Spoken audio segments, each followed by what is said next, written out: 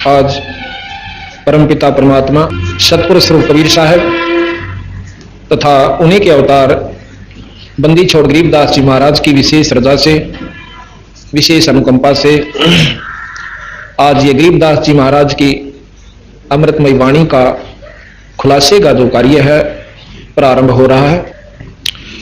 प्रथम तो हम आपको ये जानकारी देना चाहेंगे कि बंदी छोड़ गरीबदास जी महाराज कौन थे, इनकी क्या उद्देश्य था इनका, और इन्होंने क्या रचना की जो कि ग्रंथ साहिब के रूप में लिपिबद्ध किया गया। बंदी छोड़ गरीबदास जी महाराज गांव छुडानी के अंदर, जिला रोहतक, तहसील बहादुरगढ़ में दुल्हेड़ा गांव के पास एक छोटा सा गांव है। उस छुडानी गांव के अंदर सन 1717 में पूर्णमासी के दिन, बैसाख उतरते की पूर्णमासी के दिन बंदी छोड़ गरीबदास जी महाराज का अवतरण हुआ, जन्म हुआ। इनकी पूज्य पिताजी का नाम श्री बलराम जी जाखड़ जाट परिवार के अंदर हुआ। वैसे तो संत जाति को नहीं मानते, परंतु जो समाज ने या फीत लगा रखी है युगों युगों से, थोड़ा सा वर्णन करना पड़ता है। इनकी पूज्य माता जी का नाम श्रीमती रानी देवी था। श्रीमती रानी देवी छुडानी गांव की लड़की थी और श्री बलराम जी गांव करोथा के रहने वाले थे। किसी कारणवश इन्होंने गांव को त्याग कर अपने ससुराल की जमीन को संभाला, क्योंकि रानी माता का जो कोई संतान नहीं थी उनके पिताजी के, तो वहां घर जमाई के रूप में गरीबदास जी महाराज के पूज्य पिताजी श्री बलराम जी रहे। इनके 2.5 बीघा जमीन थी, जो कि पुराना बीघा होता था, जो 3.25 बीघे जो आजकल के किलों के हिसाब से है, 2.5-3 बीघे का होता था। इतनी इनके जमीन थी। ये सब वर्णन इसलिए दिया जा रहा है कि कोई यूं ना समझे कि सतगुरु महाराज ने कोई वैसे ही अपनी रोटी रोजी के लिए ये वाणियां कथ दी होंगी। नहीं, इन्होंने परमार्थवश आने वाले समय कलयुग के तगाजे को देखते हुए और ज्ञान का जो आजकल घोल मथोल कर दिया गया है, शास्त्रों का ज्ञान ना रहा, वेदों को ढंग से कोई जान नहीं पाया, उपनिषद श्रुतियों को जिसने जैसा भी उनके अंदर दोहे अनुसार, अपने अनुसार उनकी बुद्धि ने काम किया, संतों ने अपने हिसाब से उनके व्याख्या की, भाषा भाष्य किया। अब हम जिस भी किसी एक उद्देश्य को लेकर चलते हैं तो हम देखते हैं कि एक शास्त्र कुछ कह रहा है, दूसरा शास्त्र कुछ कह रहा है। रामायण कुछ कह रही है, महाभारत कुछ कह रहा है। चारों वेद का जो भाषा भाष्य किया गया, 3-4 महर्षियों ने किया, उनका आपस में कोई से का किसी पे नहीं मिलता। कहीं तक मिलता है, फिर जाकर भिन्न हो जाते हैं। वही श्लोक होता है, संस्कृत के वही श्लोक है, क्योंकि वेद श्लोक बदले नहीं जा सकते। अपनी ज्ञान अनुसार, अपनी बुद्धि के जो विचार अनुसार हम उसका कुछ भी भाष्य कर सकते हैं। इस प्रकार उनके भिन्नता होने की वजह से असमंजस में जीव पड़ गए कि मेरा परमात्मा सहकनाश है, या ये शास्त्र सत्य है या असत्य है। गरीबदास जी महाराज ने यही फैसला दिया है। चारों वेदों को, 6 शास्त्र, 18 पुराण, 11 उपनिषद, महाभारत, गीता जी, और जो मुसलमान धर्मों का, मुसलमान धर्म जहां से शुरू हुआ, वो कौन महापुरुष था, कौन से लोक आया था, और किस शक्ति का वो अवतार था, और उस मोहम्मद जी ने क्या चलाया था। और आखिर में आने वाले समय में उस मोहम्मद जी के ज्ञान को भी लोगों ने अपने हिसाब से सेट करके उस वस्तु को गलत ढंग से प्रसारित कर दिया, जिसकी वजह से यह समाज आज इस स्टेज पर खड़ा हो गया, स्थिति पर खड़ा हो गया कि नास्तिक होने को जा रहा है। महर्षियों ने, महात्माओं ने समय समय पर आकर के बहुत कोशिश की गई है उनके द्वारा कि हम इस ज्ञान को एक कर पाए, पर नहीं कर पाए। बंदी छोड़ कबीर साहब ने तथा उन्हीं के अवतार बंदी छोड़ गरीबदास जी महाराज ने उस सारे ज्ञान को एक किया और यह बताया कि चारों वेद हमें क्या बताते हैं, और उन चारों वेद के जान लेने से, चारों वेद का ज्ञान हो जाने से हमें क्या उससे उपलब्धि होगी।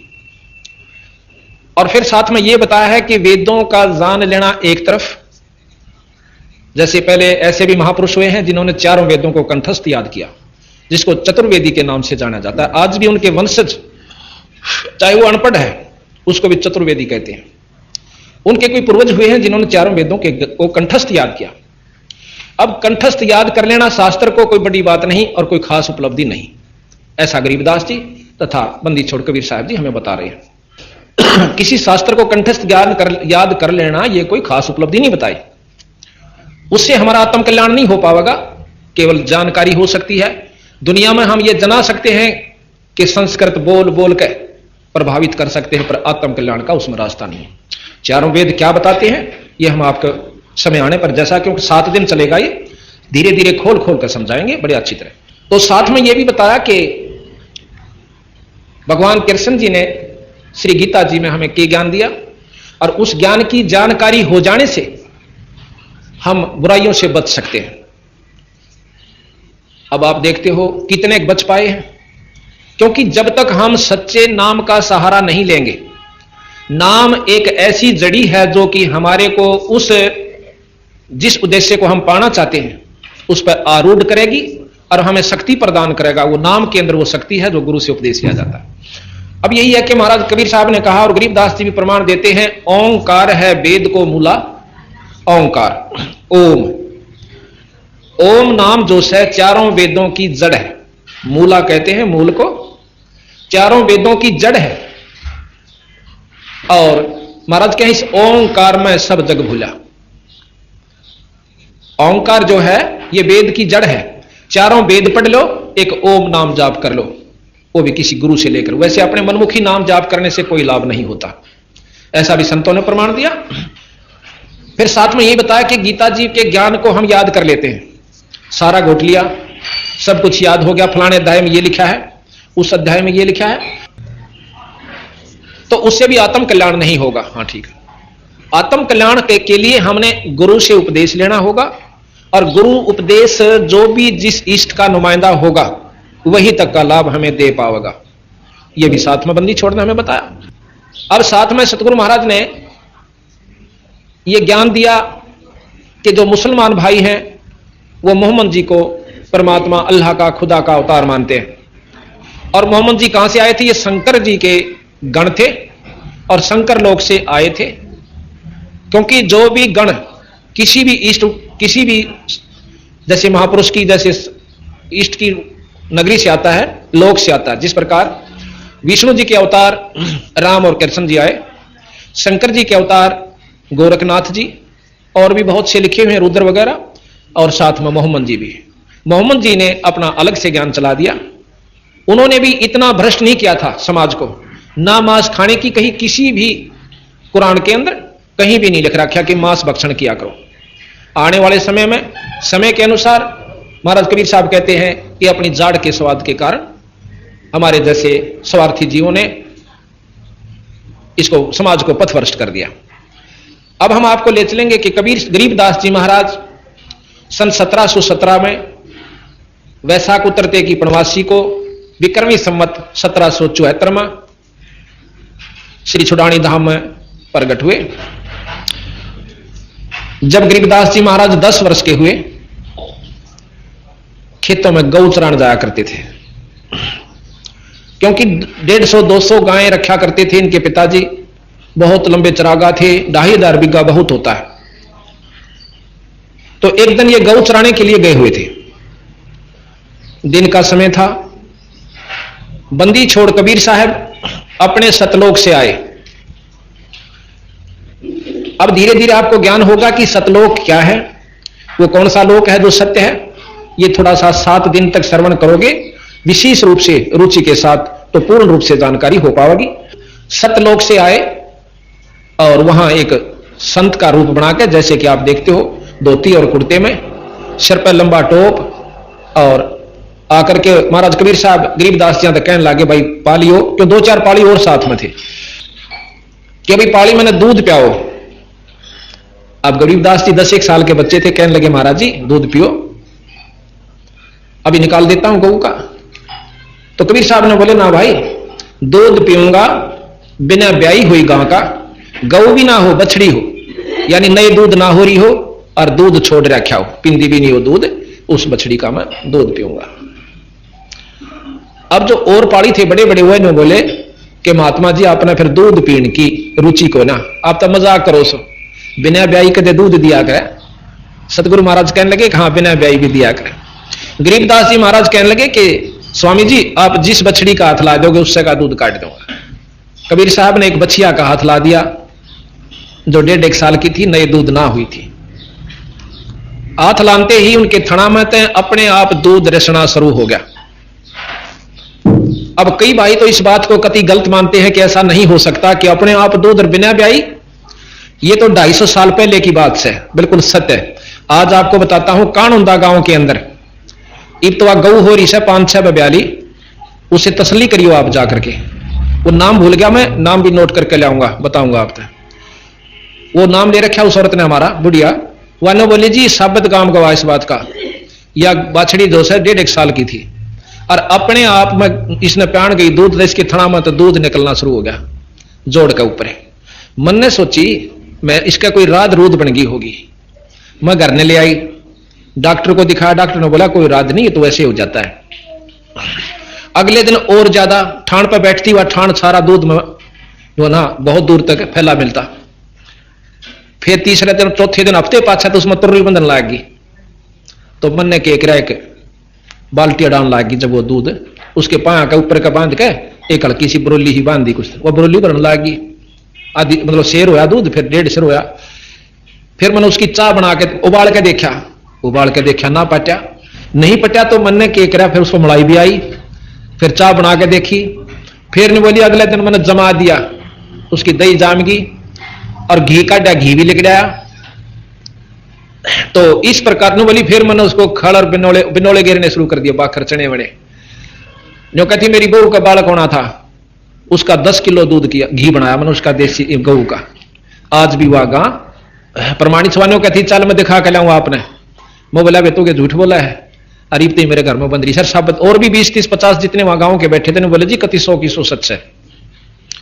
तो इस प्रकार हम उन बातों ने स्वीकार करें जो हम आख्या देख लिया।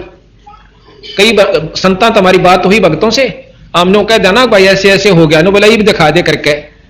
अब उस अनजान ने कोई नो पूछा है कि कोई नो कह जींद में बहुत तगड़ी बारिश हुई जेठ के महीने में, आवे कोई आड़ा लू चल दी हो और उड़ा नो कह दे जुड़ा बहुत तगड़ी बारिश हो रही है और उन्होंने काड़ा दिखा दे करके। ये भी उसका के इलाज सब समय आने पर सारे कामों से वहां बारिश हुई है, वो झूठ बोलने का उसने के शौक से भाई। लेकिन वो नौका में जब मानो जब रोहतक में बरसा है, रोहतक भी बरसेगा समय आओगा जब, और जेठ में बिला जींद में बारिश है। अब कई भाई नौका है कि ऐसा नहीं हो सकता ऐसे समय में, और संत नौका है कि वो जब हो सकता है। तो इसी प्रकार हमने इतना ही ज्ञान है कि हम देख ले आंखें तो सच है, और पहले के में बात हुआ हम नहीं मानते, शास्त्रों को भी झूठा कर देते हैं। गरीबदास महाराज जी ने शास्त्र झूठे नहीं करे, इन्होंने शास्त्रों को जोका तो रखा, पर उन शास्त्रों की पहुंच बताई कि यहां तक इसकी म्याद है इसकी।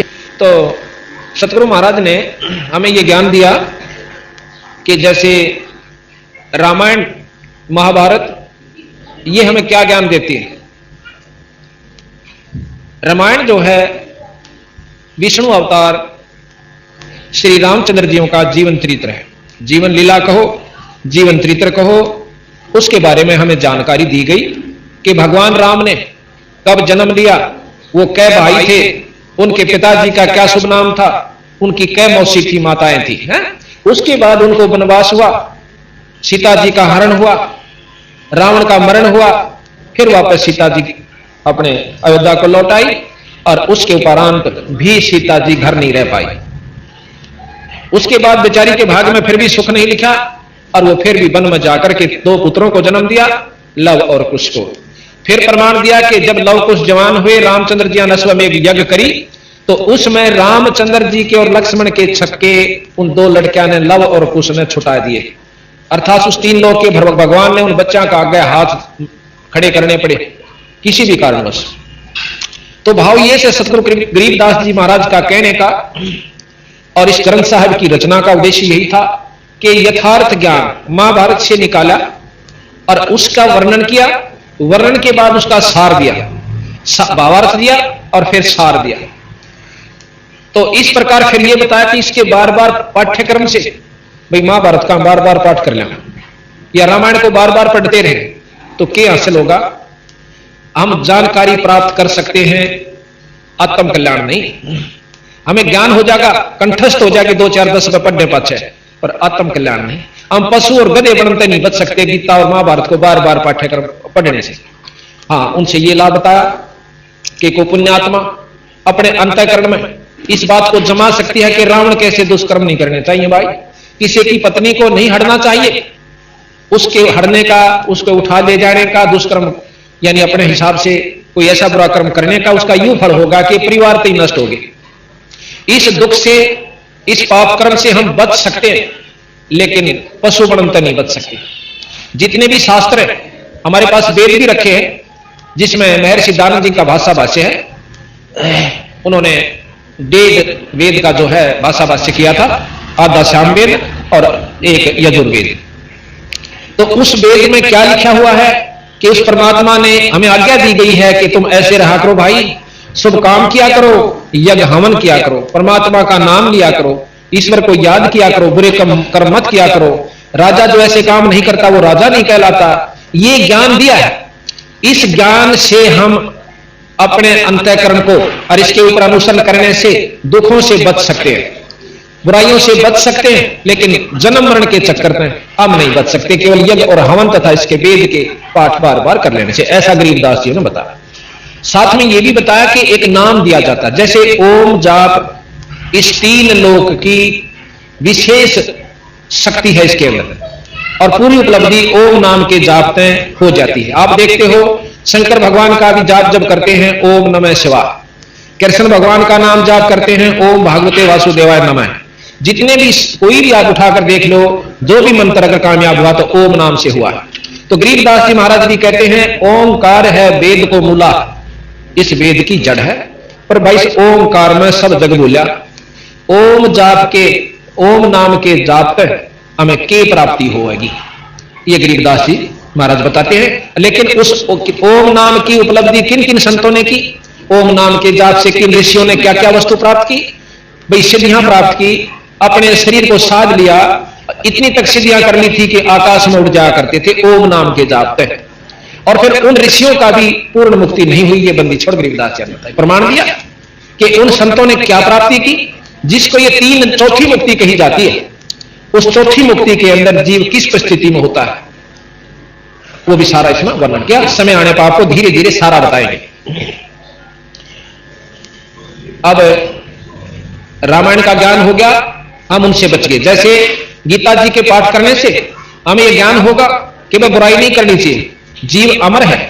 इसमें लिखा ना परमात्मा प्रकृति और जीव अनादि है, ऐसा हमारे शास्त्र ज्ञान देते हैं। अब जीव पहले एक परमात्मा था, परमात्मा से फिर हम आत्म रूप में थे, आत्म रूप से हम जीव बने। जीव बने अपनी इच्छाओं के कारण, और जब इच्छाओं का नष्ट हो जाएगा, हमारी वासनाएं समाप्त हो जाएंगी, हम फिर पीव बन सकते हैं। ऐसा प्रमाण गरीबदास जी ने दिया और भी शास्त्र बताते हैं। अगर हमने जीव ही रहना है, कई भाई लोग ऐसे संत आत्माएं संत जी के जीव अनादि है, ये पीव नहीं बन सकता, तो फिर साधना की आवश्यकता ही नहीं कर। जब हमने जीव ही रहना है, अनादि रहना है, तो कुत्ते भी बनना होगा और सूअर भी बनना होगा, गधे और गधी भी बनना होगा। ये 3 लोक की व्यवस्था तथा जीव की प्रक्रिया के अंदर आता है। गरीबदास जी महाराज कहते हैं फिर साधना की कोई आवश्यकता नहीं। जब आपने जीव ही बना रहना है सारी फॉरएवर सदा के लिए, तो फिर साधन क्यों करो भाई? उस साधना से क्या होगा? तो फिर साधन क्यों करो भाई? उस साधना से क्या होगा? तो ये सारा साथ बताया कि हमने पीव बनना है।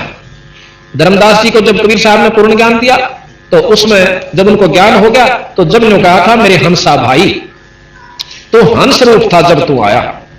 इस जीव को कहा कि तू परमात्मा स्वरूप था जब सतलोक से आया, और अपना स्वरूप भूल में भूल जाता तो जीव कहाया। अब हम कभी तुम्हारा भाई बालक बीमार हो गए, कभी बच्चे ना हुए जब मुश्किल हो गए तो उनकी पालन पोषण, फिर पशु बीमार, नौकरी ना मिली, नौकरी छूट गई, भाई फलाने का क्या होगा, लड़की का लड़का ना हुआ, तो हम 24 घंटे भयभीत रहते हैं। अपना स्वरूप भूल गए कि हम परमात्मा स्वरूप भी हैं। एक हम परमात्मा के अंश हैं, पर हम अब जीव बन बैठे। जिस प्रकार कई भाई लोग कहे हैं कि जीव ही ब्रह्म है। अब इस प्रक्रिया को कोई समझ लेगा तो बात समझ में आ जाएगी, ना तो नहीं आती। जीव बिल्कुल ब्रह्म है, इसमें कोई शक नहीं। तो सूर भी ब्रह्म है और गधा भी ब्रह्म है, मच्छर भी ब्रह्म है और मुर्गा भी ब्रह्म है, सारे ब्रह्म। मनुष्य भी ब्रह्म है नहीं, जब तक यूं जीव है इतने जीव है, और जब पीव हो जाएगा यूं ब्रह्म हो जाएगा। जिस प्रकार बर्फ पानी से बनती है, बर्फ जो है वो जल से बनी, और जिसको ज्ञान है, जिसने अनजान से उसने नो नहीं दे रहा है बर्फ बने क्या है, तो उसको उस बर्फ के भाव से ही देखता है। जब हमने मालूम नहीं था कि बर्फ जल से बनती है, तो गांव में आया करती थी यह बर्फ, तो हमने सोचा करती है बर्फ भी बर्फियां की तरह नहीं बड़ी बनाई आती होगी कितने या कोई और वस्तु होगी। जब हम बिल्कुल बालक थे, फिर हमने फैक्ट्रियां देखी कि बर्फ तेल में बनते, अब पता चला कि फ्रीज में भी बर्फ बनाने लग गए, तो वो जल से बर्फ बनी। तो हम ब्रह्म से जीव बन गए, किसी भी कारण से बने, किन्हीं परिस्थितियों में हमने जीव बन गए। अब जब तक हम पीव नहीं बनाएंगे इतने पानी नहीं, यानी पीव नहीं कहला सकते, इतने जीव हैं। और जब तक वो बर्फ है, वो पानी नहीं कही जा सकती, पर वो भी नहीं कह सकते ये पानी नहीं है, उसको ये भी नहीं कह सकते जल नहीं है। जिसको ज्ञान है वो कहेगा नहीं जल तो है। तो ये जो कई भक्त आत्मा जो कहें कि जीव खुद ब्रह्म है, इसमें कोई साधना की जरूरत नहीं। क्या की साधना करे जब ये खुद परमात्मा है। और भले मानुष जब तक बर्फ है तो बर्फ के गुण से उसमें पानी का काम नहीं देगी, जल का काम बर्फ नहीं दे सकती जब तक पानी नहीं बना लेंगे। इसी प्रकार जब तक हम पीव नहीं बनेंगे इतने जीव की ही संज्ञा में रहेंगे, और हम हमारे साथ ये सब लगे रहेंगे, काम क्रोध मोह लोभ अहंकार, और इसके अंतर्गत हम लोग 84 भी भोगेंगे। ये भोगनी पड़ेगी। अच्छा बंदी छोड़ कबीर साहब ने और गरीबदास जी ने बताया, साथ में गीसासन जी महाराज भी प्रमाण देते हैं, और जितने भी दादू साहब ने भी, नानक साहब ने भी यही प्रमाण दिया है कि जब तक ये जीव है इसको पीव बनाना है, और जब तक हम पीव नहीं बन जाएंगे इतने हमारी ये जन्म मरण की प्रक्रिया खत्म नहीं हो सकती। यहां गरीबदास जी महाराज कहते हैं कि मन तो सुख के सागर बस रे भाई और ना ऐसा दस रे। मन तो बस रे सुख के सागर जहां शब्द सिंध रत्नागर। शब्द सिंधु, शब्द यहां परमात्मा स्वरूप है, ईश्वर का जो आखिरी शक्ति वो शब्द होती है। और जहां शब्द सिंधु यानी उस परमात्मा का सागर है, उस शब्द का भंडार है, ईश्वरीय शक्ति का जो निरोध, जैसे एक तो घी हुआ जिसको कहते हैं मक्खन, वो भी घी कबावा है पर वो मक्खन है, फिर उसको ता दिया तो वो शुद्ध घी हो गया। इसी प्रकार जब हम यहां पर जो जीव से ये ब्रह्म है, ब्रह्म माया सहित ब्रह्म है, इस 3 लोक का मालिक की किसी ब्रह्म तक जिसको ब्रह्म कहते हैं वो माया सहित ब्रह्म है, और इससे ऊपर पार ब्रह्म है जिसको शुद्ध घी कह सकते हैं, ताया हुआ।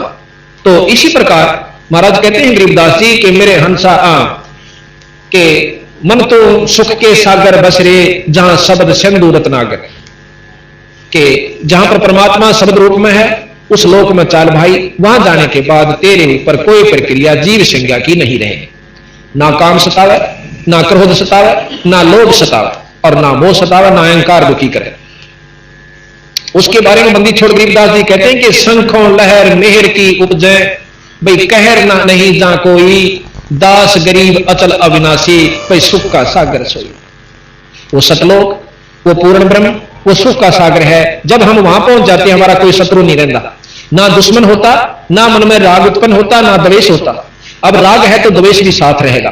तो इस प्रकार महाराज कहते हैं कि शंखों लहर मेहर की उपजे भाई कहर नहीं जा कोई, दास गरीब अचल अविनाशी सुख का सागर सोई। अचल जो चंचल ना हो, सथाई स्थिर, और अविनाशी जिसका नाश ना हो। अब हमने ये देखना होगा कि परमात्मा की वैरायटी का आपको ज्ञान दिया जाएगा। परमात्मा किसे कहते हैं, आज तक तो हमने परमात्मा के बारे में ज्ञान नहीं है। जानकारी जरूर है कि एक शक्ति ऐसी है जिससे हमारे काम सरया करें और हमारे दुख दूर होते हैं, और साथ में हम उनकी अच्छी उपासना करेंगे तो कोई ऐसी स्थायी तव है जहां हम, जैसे बहू का प्रमाण मिलता है, प्रहलाद का प्रमाण मिलता है, मीराबाई का प्रमाण मिलता है कि उनको यहां से इस दलदल से निकलकर कुछ राहत स्वर्ग में प्राप्त हो रही है, वो सुखी है। अब सतगुरु महाराज कहते हैं स्वर्ग से ऊपर एक और लोक है जो शंखों स्वर्गों जितना सुख है। जिस प्रकार स्वर्ग क्या चीज है, स्वर्ग नाम सुख का होता है। जो गांव में जो गरीब आदमी है, झुग्गी झोपड़ी में रहते हैं, उनसे ज्यादा सुखी जो चिप्स के मकानों में रहे से और एयर कंडीशन लगे हुए, वो उनकी नजरों में स्वर्ग में है, जो के तो कोई फर्क नहीं। लेकिन जो उस महलों में रहते हैं जिनके अंदर फ्रिज, कूलर, कार, कोठी, एयर कंडीशनर है, वो जीव वहां रहते हैं, और वो जो झोपड़ी वाले उनको स्वर्ग में समझते हैं। और उनके अंतःकरण में जो बीमारी सवा जो की तो से, किसी का छोरा मर रहा है, किसी की फैक्ट्री नहीं चलती, किसी का बीमारी हो रही है, अंदर उनका कुरुड़ना जो लगी हुई वह अलग है, पर उन बेचारों की नजर में वो कति स्वर्ग में है। तो गरीबदास जी महाराज कहते हैं हम जो यहां पर सब उपलब्धि प्राप्त है राजा को, उस राजा से सुख 1000 गुना सुख स्वर्गलोक में हो से है। पर उन देवताओं के अंदर जो लोग उसमें रहते हैं, जो पुण्यात्मा यहां से अपना मेहनत करके स्वर्ग प्राप्ति करी है, उनके अंदर राग द्वेष जो का तो भया पड़ा से, वो सुखी नहीं है। हमारी नजर में वो स्वर्ग में कति सुखी है। हम कोशिश करते हैं स्वर्ग में पहुंच जाए। 3 लोक, वेद और शास्त्र, पुराण, उपनिषद, ये सिर्फ हमें स्वर्ग तक पहुंचाने की कोशिश कर रहे हैं, ये वहीं तक का ज्ञान देते हैं। गरीबदास जी महाराज जहां ये ज्ञान अपना खत्म कर लेते हैं, शास्त्र वहां से शुरू करते हैं। इनको फेल नहीं किया उन्होंने इसका जो का तो मान लिया और है भी सत्य। फिर उनका बताया कि उस स्वर्ग में की फल से आप की वहां प्राप्ति करना चाहो। आपने राग द्वेष सुने कि एक राजा था रहुस नाम का, उसको इंद्र पदवी मिल गई। इंद्र पदवी मिल गई तो उसने इंद्राणी के पास जाना था, और पालकियों में ऋषि लगा करते हैं उस इंद्र के, जिनको हम यहां कहते हैं ना स्वर्ग में पहुंच गए, वह इंद्र की पालकी ढोते वहां पर। तो 4 ऋषि और इंद्र की पालकी को लिए जा रहे थे कहार रूप में। और रहुस राजा के यानी इंद्र के मन में वासना इतनी प्रबल हुई, उनमें से एक ऋषि थोड़ा वृद्ध था, वो चल नहीं रहा था। तो वो कहने लगा भाई जल्दी चलो, तुम क्यों देर लगा रहे हो। विषय वासना खत्म नहीं थी उनकी कि जल्दी क्यों देर हो रही है। आखिर में क्या कहते हैं, उसने उसका लात मार दी जो एक कमजोर ऋषि चल रहा था। उस ऋषि ने उसको श्राप दे दिया। तो कहते हैं उस श्रापवश वो इंद्र भी और वापस आके शरीर इसमें गधा बन जाता है। तो इस प्रकार वहां हमने स्वर्ग सुथरा ला गए। बंदी छोड़ गरीबदास जी के स्वर्ग हमने भी देखा, पर महाराज जल नहीं ला गया, और सुन मंडल को किया प्याना काल कर्म सब भाग्या, हम तो भाई अपने सतलोक में चले गए। तो ये स्वर्ग की बात बताओ गरीबदास जी महाराज के, स्वर्ग कुछ नहीं है। दूसरे मायनों में, दूसरे उदाहरणार्थ स्वर्ग क्या चीज है। जैसे सारे साल ताड़ मेहनत करी, भक्तात्मा तपस्या करते हैं, खड़े होकर तप करते हैं, भाई साधना करते हैं, योगी जन बैठ कर भी योग उपासनाएं करते हैं, तो वो क्या करते हैं कि स्वर्ग प्राप्ति हो जाती है। तो उस स्वर्ग के बारे में एक प्रमाण मोटा सा हम देंगे। सारा वर्ष 10 महीने या 9 महीने अपने कार्य क्षेत्र में हमने मेहनत करके 2 पैसे जोड़ दिए, 5-7 हजार रुपए बचाए। उन 5-7 हजार रुपया लेकर शिमला चले गए, कुल्लू मनाली चले गए, और अच्छा जहां पर खूब वातावरण ठीक रहता, गर्मियों में लू नहीं चलती, वहां जाकर के किराए तक कमरा लिया और सारी मूल सामग्री आई, और 2 महीने 3 महीने हम जो गर्मियों के थे वहां बिता करके अपने जेब खर्च से वापस आ गए। और वापस जब आए तो यहां पैसा जेब में नहीं था, थोड़ा बहुत बचा भी हुआ होगा, तो फिर वो उड़ा अपना प्रयोग कर लिया। तो महाराज कहें हमने यहां साधना की, जैसे वेद अनुसार की, यज्ञ किए, हवन किए, और गीता जी पढ़ी, और कोई भंडारे कर लिए, ये सब करके हम स्वर्ग प्राप्ति कर जाएंगे। वो भी उतने दिन के लिए जितना जेब खर्च यहां से लेकर जाएंगे, जितनी कमाई हम यहां जोड़ कर ले जाएंगे, उतने दिन हम स्वर्ग में रह सकते हैं। फालतू 1 मिनट नहीं रहने देते, जैसे यहां नहीं रहने देते हमें।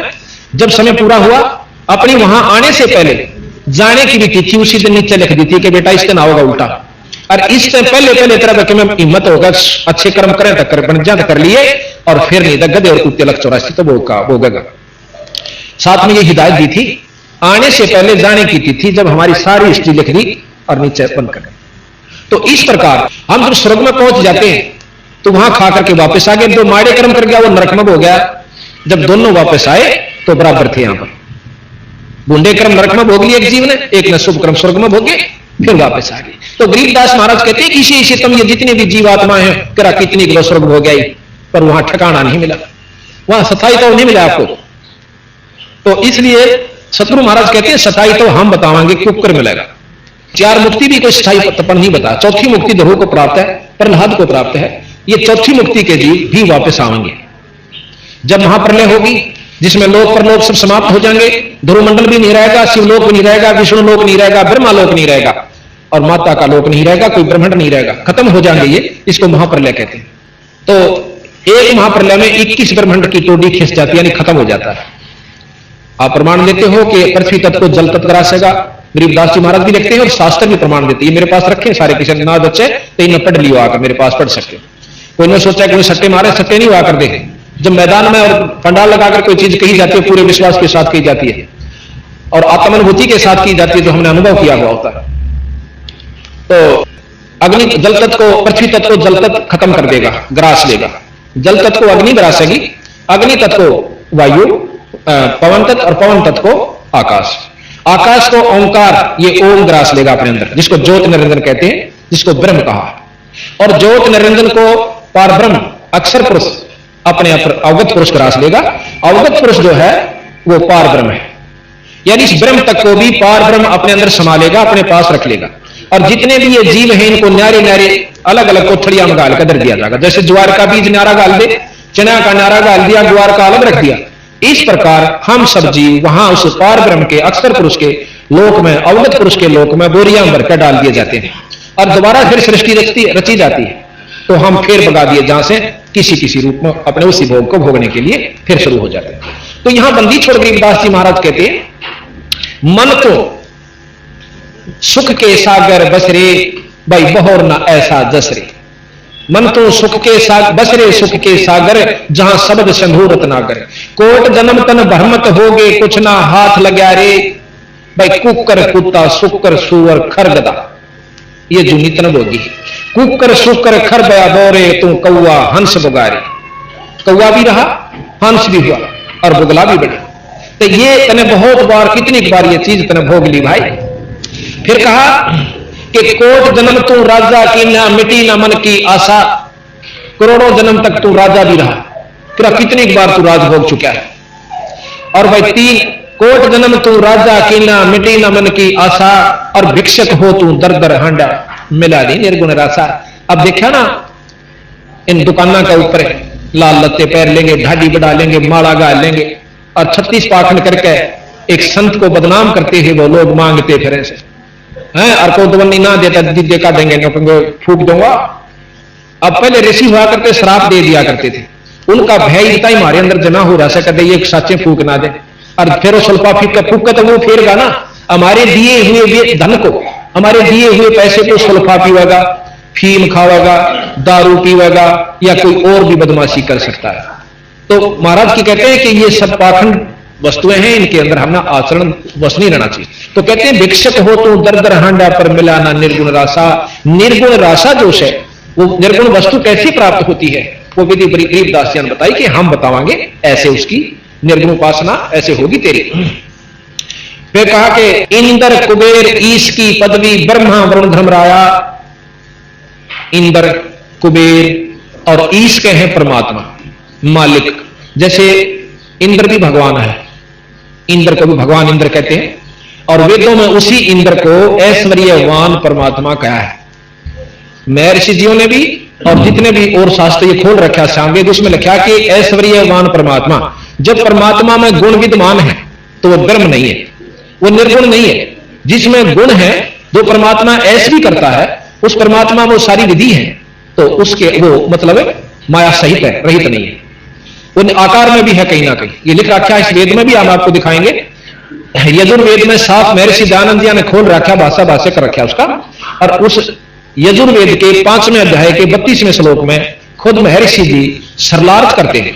सरलार्थ को बदला नहीं जा सकता। अगर मायना को बदलता है, अर्थ को बदलता है, तो वो विद्वान नहीं कहलाता।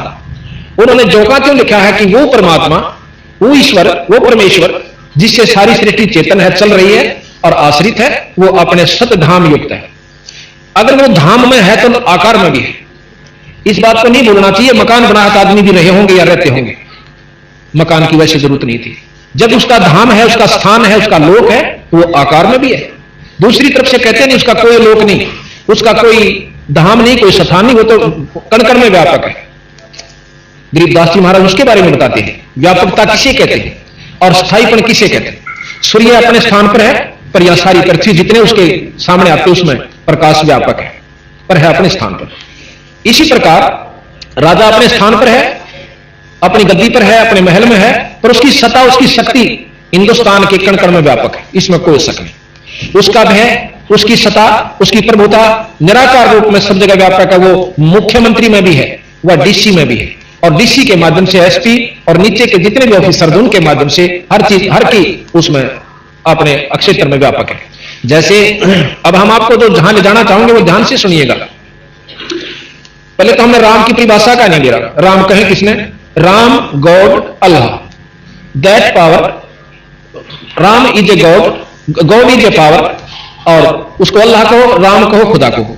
अब पावर नाम जो है ना वो परमात्मा का एक स्वरूप है, शक्ति जो है उसे परमात्मा कहते हैं। अब शक्ति तो देखो इंद्र में भी है, और शक्ति हनुमान जी में भी है, शक्ति गणेश जी में भी है, शक्ति भगवान राम में भी है, विष्णु शंकर जी में भी है, कृष्ण जी में भी है, विष्णु जी में भी है, और ब्रह्मा जी में भी शक्ति है।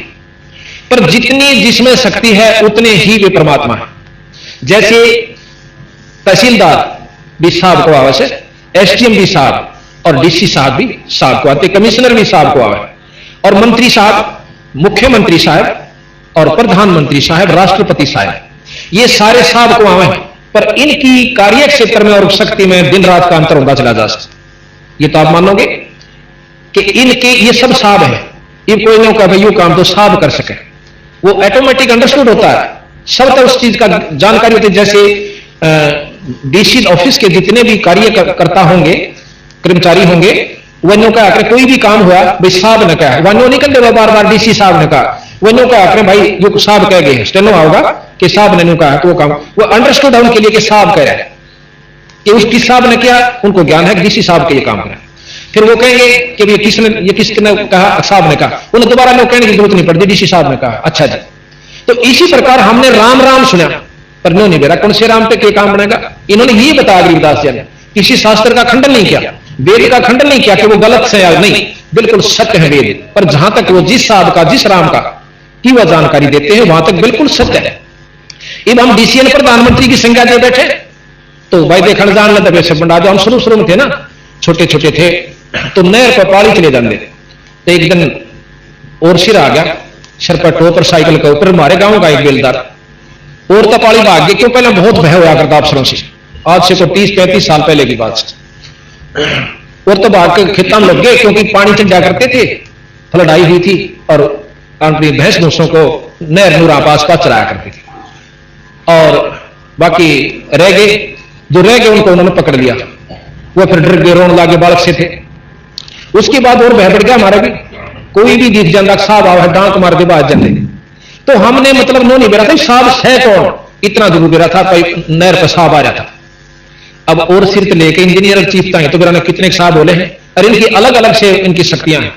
तो इस प्रकार आज हम इस स्थिति पर हैं कि हमने राम के बारे में ज्ञान भी नहीं, अल्लाह के होश है, और राम किसने कैसे, गॉड किसने, वो लड़ाई जरूर कर देंगे, हम अल्लाह नहीं कहेंगे, वो राम नहीं कहेंगे, यह भी कोई बात हुई। भाषा का अंतर है, साहब कहो, साहेब कहो, राम कहो, सतराम कहो, खुदा कहो, अल्लाह कहो, गॉड कहो, ये वो शक्ति